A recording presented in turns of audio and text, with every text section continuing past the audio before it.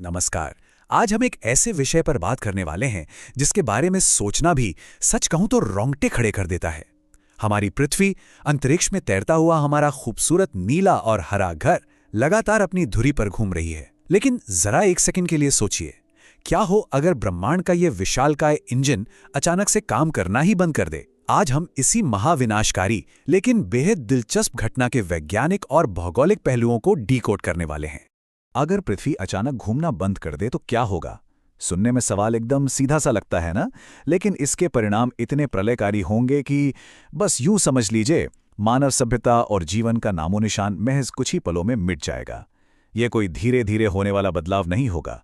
ये एक ऐसा अचानक और भयानक झटका होगा जो हमारे ग्रह के पूरे वजूद को हमेशा के लिए बदल कर रख देगा।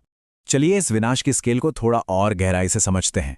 1600, जी हां, 1600 किलोमीटर प्रति घंटा। फिलहाल हमारी पृथ्वी अपनी धुरी पर लगभग इसी रफ्तार से घूम रही है। ये स्पीड इतनी स्मूथ है कि हमें और आपको इसका जरा भी एहसास नहीं होता। लेकिन ध्यान देने वाली बात यह है कि यही वो रफ्तार है जो अचानक ब्रेक लगने पर सबसे बड़े विनाश की वजह बनेगी। तो हमारे सामने जो सबसे पहला असर दिखेगा वो है एक जड़त्व का भयानक प्रभाव, यानी the terrifying effect of inertia. अब यहाँ विज्ञान का एक बड़ा ही बेसिक सा नियम काम करता है, जड़त्व का नियम या लॉ ऑफ इनर्शिया। सीधे शब्दों में कहें तो जो चीज़ गति में है वो तब तक गति में ही रहेगी जब तक उसे जबरदस्ती रोका ना जाए। इसका मतलब क्या हुआ? इसका मतलब ये है कि भले ही पृथ्वी का ठोस हिस्सा अचानक से घूमना बंद कर दे, लेकिन उसके ऊपर टिका हुआ हमारा वातावरण, समंदर का पानी, बड़ी बड़ी इमारतें और यहाँ तक कि हम इंसान भी, हम अपनी स्पीड नहीं छोड़ेंगे। हर एक चीज़ अपनी जगह से उखड़कर उसी 1600 किलोमीटर प्रति घंटे की भयानक रफ्तार से पूर्व दिशा की ओर फेंकी जाएगी। इसे समझने के लिए एक बहुत तेज रफ्तार से दौड़ती हुई कार के बारे में सोचिए। जब कार पूरी स्पीड में हो और अचानक जोरदार ब्रेक लगा दिया जाए तो क्या होता है? अंदर बैठी हर चीज आगे की तरफ झटके से छिटक जाती है। पृथ्वी के साथ भी बिल्कुल ऐसा ही होगा, बस ये तबाही अरबों गुना बड़ी होगी। जमीन में गहराई तक धसी इमारतें, विशाल पहाड़ और सदियों पुराने जंगल, सब कुछ एक झटके में उखड़कर हवा में गोलियों की तरह उड़ने लगेगा। इस अदृश्य भौतिक विज्ञान से थोड़ा आगे बढ़ते हैं। दूसरा चरण है 2, सुपरसोनिक हवाएं और सुनामी। ये वो तबाही है जो सबसे पहले हमारी आंखों के सामने होगी। जैसा कि हमने बात की, पृथ्वी के रुकते ही वायुमंडल की हवाएं तो रुकेंगी नहीं, वो अपनी वही 1600 किलोमीटर प्रति घंटे की गति बनाए रखेंगी। अब जरा सोचिए, इसका नतीजा क्या होगा? पूरी दुनिया में ऐसे भयंकर तूफान आएंगे जिनकी स्पीड किसी परमाणु धमाके से पैदा होने वाली शॉकवेव से भी कहीं ज्यादा होगी। ये हवाएं अपने रास्ते में आने वाली हर चीज को पल भर में सचमुच पीस कर रख देंगी। और सिर्फ हवाएं ही नहीं, पानी का मंजर तो और भी खौफनाक होगा। समुद्र का सारा पानी जड़त्व के कारण अपनी जगह छोड़ेगा और जमीन की तरफ हिंसक रूप से टूट पड़ेगा। सारे महासागर अपने किनारों से बाहर आ जाएंगे। हजारों फीट ऊंची सुनामी की लहरें उठेंगी। ये लहरें इतनी विशाल और तेज होंगी कि देखते ही देखते पूरे के पूरे महाद्वीप डूब जाएंगे। जमीन का एक बड़ा हिस्सा पूरी तरह से पानी में समा जाएगा। अब मान लीजिए शुरुआती झटकों और तूफानों का कहर किसी तरह शांत हो भी गया। उसके बाद आता है तीसरा चरण, 3.6 महीने का दिन और 6 महीने की रात। एक रुकी हुई पृथ्वी पर हमारी दुनिया का वातावरण दो बिल्कुल अलग और एक्सट्रीम हिस्सों में बढ़ जाएगा। देखिए, पृथ्वी के घूमने की वजह से ही हमें 24 घंटे का दिन और रात मिलता है, लेकिन अगर पृथ्वी रुक गई तो जो आधा हिस्सा सूरज के ठीक सामने होगा, वहां लगातार 6 महीने तक जलती हुई धूप और चिलचिलाती गर्मी पड़ेगी। तापमान इतना भयानक हो जाएगा कि नदियां और समुद्र उबल उबल कर सूखने लगेंगे। और दूसरी तरफ जो आधा हिस्सा सूरज से दूर होगा, वहां 6 महीने तक घुप अंधेरा और हड्डियों को जमा देने वाली ऐसी ठंड पड़ेगी कि तापमान 0 से कई डिग्री नीचे चला जाएगा। मतलब पृथ्वी के एक तरफ आग उबलेगी और दूसरी तरफ सब कुछ बर्फ बन जाएगा। अब आते हैं चौथे और सबसे खतरनाक हिस्से पर, 4, चुंबकीय कवच का अंत। हमारी पृथ्वी की बनावट के अंदर एक बेहद दिलचस्प सच्चाई छुपी है।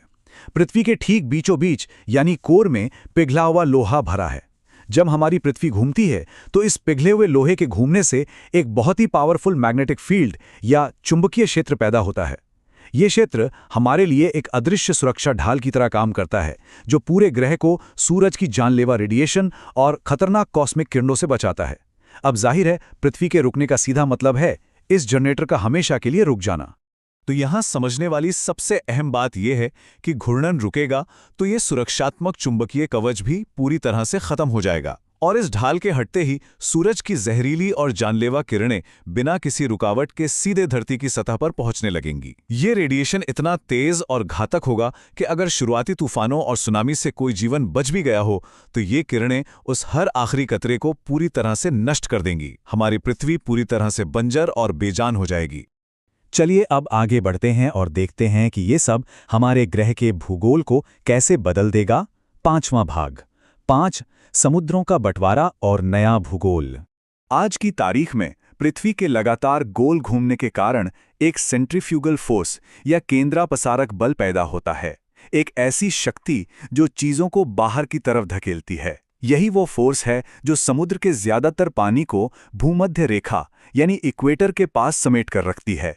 लेकिन जैसे ही घूमना बंद होगा ये फोर्स तो गायब हो जाएगी। फिर बचेगा सिर्फ गुरुत्वाकर्षण जो पानी को सीधे अपनी ओर खींचेगा।